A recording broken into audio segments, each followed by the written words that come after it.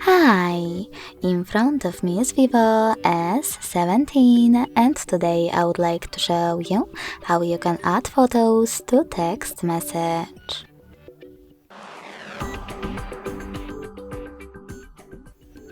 First of all, open Messages app and select or create a chat.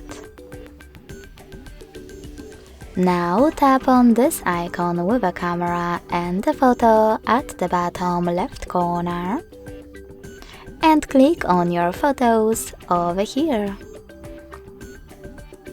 You can also select Gallery instead. Tap on your photos here and tap on Add at the top right corner.